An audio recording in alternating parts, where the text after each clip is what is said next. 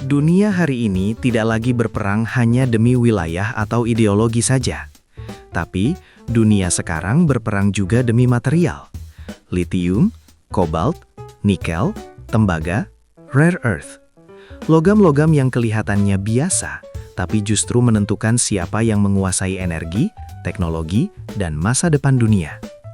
Di video ini, kita akan bongkar kenapa logam diperebutkan, siapa yang menguasainya, dan kenapa perang berikutnya bukan cuma soal minyak, tapi juga soal mineral. Hari ini ada beberapa logam yang statusnya bukan lagi komoditas, tapi aset strategis negara. Menurut daftar Critical Minerals Global, beberapa logam yang statusnya paling krusial adalah 1. Lithium, jantung baterai kendaraan listrik. 2. Kobalt, penstabil baterai berkapasitas tinggi. 3. Nikel, daya tahan dan kepadatan energi. 4. Tembaga, urat nadi listrik dunia. 5. Rare earth elements, seperti neodymium dan dysprosium, magnet super kuat untuk motor EV dan turbin angin. Ini bukan logam industri lama seperti besi. Ini adalah fondasi transisi energi global. Dan permintaannya diproyeksikan naik puluhan hingga ratusan persen dalam beberapa dekade ke depan. Jadi, kenapa logam ini diperebutkan? Alasannya sederhana tapi brutal. Tanpa logam ini, energi hijau tidak bisa jalan. Mobil listrik, penyimpanan energi, jaringan listrik pintar, semuanya sangat bergantung pada mineral ini. Harga baterai memang turun drastis dalam 10 tahun terakhir.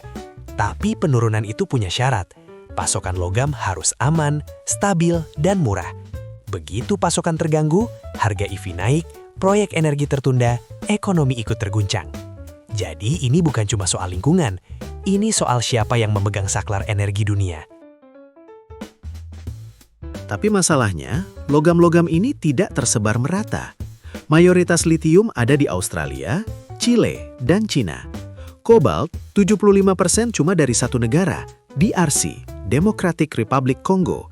Nikel ada di Indonesia, Filipina, sama Rusia. Kalau tembaga, adanya di Chile, Peru, sama Afrika. Dan rare earth minerals, sampai saat ini cuma Cina yang menguasai mayoritas produksinya. Dan proses ekstraksinya mahal, kotor, merusak lingkungan. Air tercemar, hutan rusak, konflik sosial muncul. Transisi energi hijau ternyata tidak selalu hijau di titik asalnya. Sekarang kita masuk ke pertanyaan paling sensitif. Siapa yang pegang kendali logam dunia? Sering kita dengar kalimat ini. Cina menguasai logam dunia. Kalimat itu tidak sepenuhnya salah, tapi juga menyederhanakan realitas yang jauh lebih kompleks. Faktanya, tidak semua pabrik pemurnian dan manufaktur di Cina dimiliki langsung oleh negara Cina. Sebagian dimiliki oleh perusahaan milik negara pusat atau Central State-Owned Enterprises seperti China Northern Rare Earth Group, China Minmetals, Chinalco, Aluminium Corp of China, dan China Molybdenum CMOC. Sebagian dimiliki oleh perusahaan daerah atau Provincial and Municipal State-Owned Enterprises seperti Ganfeng Lithium, Jiangxi Backing, Tianqi Lithium, Sichuan Tais, Zijin Mining, Fujin Link, dan Tingshan Group, Wenzhou Link, private but state-aligned. Sebagian lagi adalah perusahaan publik dengan investor global seperti BlackRock, Vanguard, HSBC, Fidelity, Norwegian SWF, dan Temasek. Dan tidak sedikit juga yang berbentuk joint venture dengan perusahaan barat seperti CATL, Tesla Supply Chain, BASF, Chinese Battery Materials JV, Umicore, Prekursor Cathode JV, dan LG Energy Solution, China-based component plants. Ada juga dana pensiun, sovereign wealth fund, seperti Temasek, GIC, Qatar Investment Authority, dan Abu Dhabi Funds. Bahkan ada juga manajer aset global yang memiliki saham minoritas di perusahaan-perusahaan ini. Namun, disinilah perbedaannya. Kepemilikan saham tidak sama dengan kendali strategis. Capitals bisa investasi uang dan mendapat dividen, namun kendali keputusannya minimal atau tidak ada sama sekali. Di sektor mineral kritis, China membangun sistem, di mana keputusan kunci, mulai dari kapasitas produksi, lokasi pabrik, hingga prioritas pasokan, selalu selaras dengan kebijakan nasional. Bukan karena semua dimiliki negara, tetapi karena seluruh ekosistemnya, pembiayaan, energi, perizinan, infrastruktur, bergerak dalam satu arah, dipimpin oleh Beijing. Inilah yang disebut kontrol struktural, bukan sekedar kepemilikan di atas kertas. Dan di titik inilah, banyak negara lain mulai menyadari. Mereka mungkin punya tambang, tetapi tidak memegang saklar pemrosesan. Cina bukan cuma menambang, mereka menguasai pemrosesan, tahap paling krusial. Hasilnya, mayoritas litium, kobalt, dan REE, rare earth elements dunia, diproses di Cina. Negara lain mungkin punya tambangnya, tapi tetap saja bergantung untuk pemrosesannya. AS dan Eropa sadar, tapi mereka terlambat.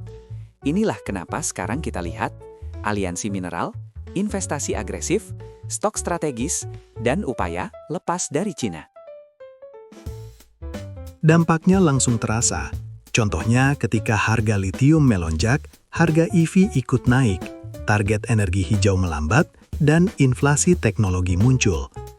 Negara tambang penghasil bisa kaya mendadak, tapi juga rawan kutukan sumber daya, korupsi, konflik, dan ketergantungan tunggal. Dari sini, solusi mulai dicari, seperti daur ulang baterai, teknologi alternatif, efisiensi material, dan lain-lain. Tapi semua itu butuh waktu, dan nggak bisa tiba-tiba terselesaikan begitu saja. Disinilah logam berubah jadi alat politik.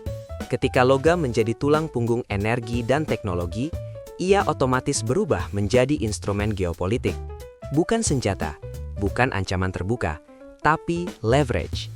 Dalam dunia yang saling terhubung, ketergantungan pasokan bisa menjadi kekuatan negosiasi. China memahami ini lebih awal dan membangun kapasitas pemrosesan jangka panjang saat banyak negara lain masih fokus pada minyak dan gas. Hari ini, Amerika Serikat dan Eropa bukan melawan China, melainkan mengejar ketertinggalan struktural.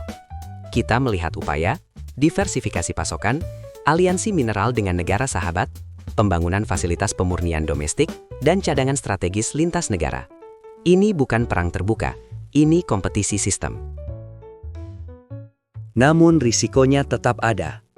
Ketika pasokan terganggu, entah karena konflik lokal, kebijakan ekspor, atau ketegangan diplomatik, dampaknya langsung terasa ke harga, industri, dan stabilitas ekonomi global. Itulah sebabnya kawasan seperti Afrika Tengah, Amerika Latin, dan Asia Tenggara menjadi semakin strategis. Bukan karena negara-negara di sana diperebutkan, tetapi karena mereka berada di simpul penting rantai material dunia. Di era energi baru, geopolitik tidak lagi bergerak lewat tank dan kapal induk saja, melainkan lewat logam, pabrik, dan rantai pasok.